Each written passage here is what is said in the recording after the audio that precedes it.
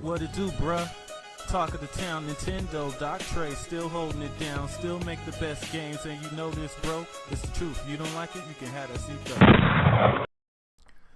I find it really interesting that with all that's going on with the Nintendo Switch 2, look like it's being delayed, and even the announcement of the system being delayed, along with all of these leaks that are coming out from Sony regarding the PlayStation 5 Pro. It's kind of interesting that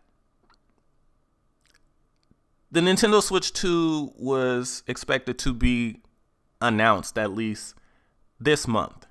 And when the reports went out that it wasn't going to be announced this month, all of a sudden we have these really highly detailed leaks of the upcoming PlayStation 5 Pro, which should be launching, I guess, around this November or whatever, or October.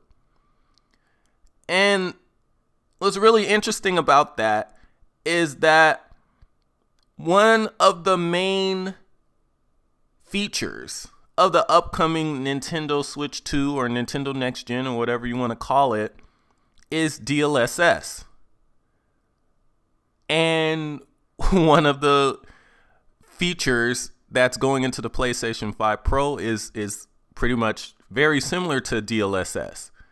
But this time, since the Switch 2 appears to not be coming out this year, and Nintendo has yet to announce even the Switch 2 or any of its features, Sony may end up introducing a PlayStation 5 variation that features a technique very similar to one of the main selling points of the Nintendo Switch 2 before Nintendo's even able to release the thing.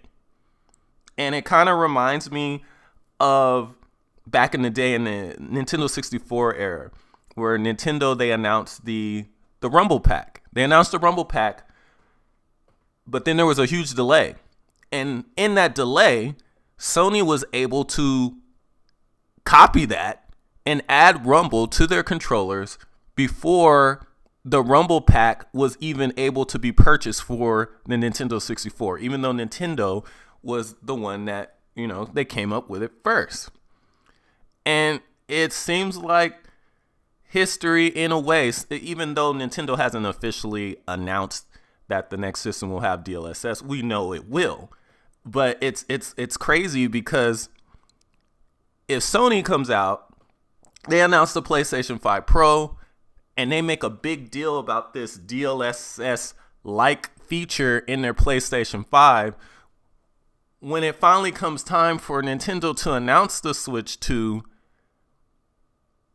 the DLSS highlight isn't going to have as much an impact as it would, because you're going to have a whole bunch of people that already heard about this kind of technology for the first time, a lot of people, when it's introduced for PlayStation 5 Pro, and they'll be like, they're just copying Sony.